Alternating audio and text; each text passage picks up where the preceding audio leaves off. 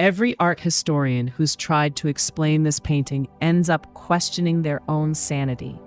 Because in Henri Rousseau's The Sleeping Gypsy, a woman slumbers in the open desert, inches from a fully grown lion. Yet not only does she survive, she seems at utter peace. Why does the beast watch over her like a silent sentinel, not a predator? And what secret, almost invisible, did Rousseau hide in the lion's gaze? A secret that's unsettled viewers for over a century. The answer is hidden in plain sight. Rousseau painted the lion as neither a threat nor a friend, but as something older and stranger. Look closely at the lion's eye. It doesn't belong to a wild animal at all. The shape and depth hint at a human quality, almost mournful, almost knowing. Rousseau, who never saw a lion outside the caged confines of Paris's Jardin des Plantes, invented this gaze from his own dreams.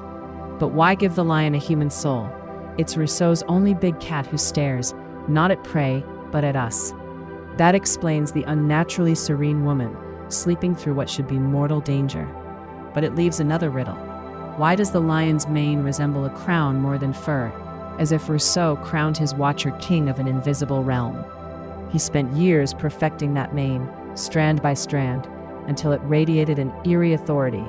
Not even Rousseau's jungle lions look so regal. And yet, despite this majesty, the beast is motionless, rooted to the ground, neither advancing nor retreating, the king of beasts, reduced to a silent guardian. Rousseau never saw lions in Africa or Asia. He pieced together their forms from taxidermy, postcards, and his own wild imagination. Fact and fantasy merge, leaving us to wonder, does the lion protect or does it imprison? And what of the landscape? Why does Rousseau banish his figures to a world so empty, so detached from civilization? The desert stretches endlessly, cold and alien under a swollen moon. The sky shimmers with stars, each one painstakingly painted. Yet the earth itself is parched and lifeless. A single mountain ridge, softly tinted, marks the horizon, utterly disconnected from the drama in the foreground. And then, the moon. Rousseau painted it impossibly large, and if you squint, you'll see it. A subtle human face, as if the moon is another silent observer, complicit in the night's secrets.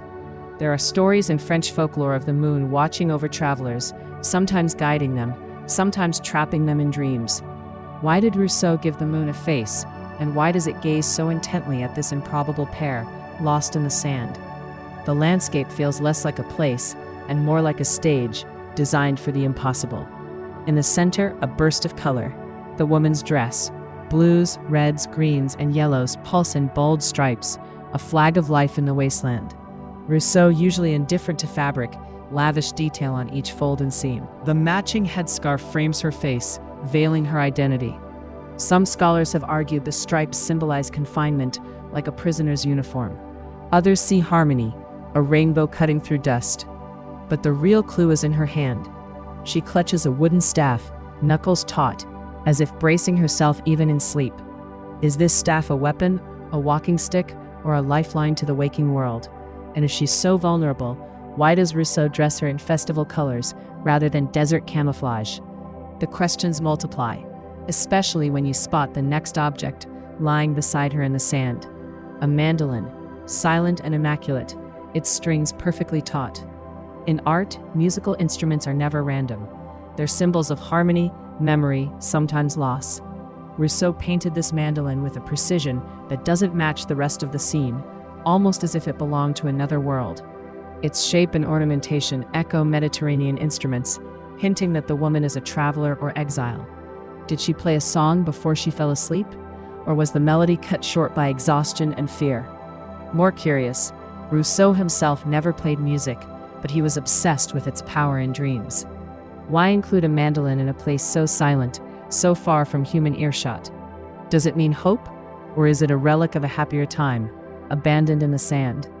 If the lion represents threat, does the mandolin stand for peace? Peace that's interrupted, or peace that's only possible in dreams? And then, at the woman's feet, a single clay pot, pristine, upright, untouched by sand or animal. Pottery and painting often signals domestic life, the presence of water, or the fragile line between survival and death. But here, the pot is all alone, and it's not cracked or dusty. Rousseau modeled it after ancient vessels from Africa and the Middle East, connecting his sleeper to distant, forgotten worlds. Why is it here in a wasteland? Is it a vessel for water, or does it hold something more symbolic? A secret, a memory, or a warning? The pot seems to wait, as if for an event that never arrives. And if it's been untouched, has anyone else ever crossed this desert, or is the gypsy the only traveler in a land that refuses memory? All the while, the moon's haunted glow dominates, bleaching the sand and sharpening every shadow. Rousseau's moon is not a gentle guardian. Its light is almost surgical, picking out details we wish we could ignore. The lion's eyes gleam in the moonlight, reflecting not hunger, but a kind of melancholy. The woman's face is calm, almost serene, as if the moonlight has sedated her. In folklore, moonlight has always been double-edged, capable of madness and revelation. Rousseau's moon doesn't just light the scene, it judges it. Why did he paint it so unnaturally large? And why does its gaze seem to bind both woman and beast in a spell neither can break? The central question echoes: is this a dream, or are we staring into an impossible reality? Rousseau, self-taught, ridiculed as the Sunday painter, built his art on the rules of imagination, not observation. In the real world, a lion would never watch a sleeping woman in peace. But this world, painted with the naive precision of a child and the obsession of a visionary, is suspended between waking and sleep, trust and terror. Rousseau knew that fear and wonder are two sides of the same coin. What does the lion's silence say about danger, the threat that doesn't roar but waits? And when the dream ends, who will wake first, the woman or the beast? Here's the truth at the core of the Sleeping Gypsy. Rousseau's painting is a map of the unconscious, where every object is a symbol and every relationship is a riddle. The lion is not hunter or guardian, but a mirror for our own questions about safety and danger, about the thin line between nightmare and sanctuary. The final secret? Recent X-ray analysis revealed Rousseau painted over an earlier version in which the lion's head was replaced by a human face, suggesting the beast and sleeper are twin halves of the same soul. We are all both prey and predator, dreamer and watcher, in the moonlit deserts of our minds. Some paintings comfort. This one whispers that safety is an illusion, and sometimes the thing we fear most is the only thing keeping us alive. When you next find yourself trapped between danger and peace, ask, are you the sleeper or the lion? Or is the real mystery that in Rousseau's world, you are always both?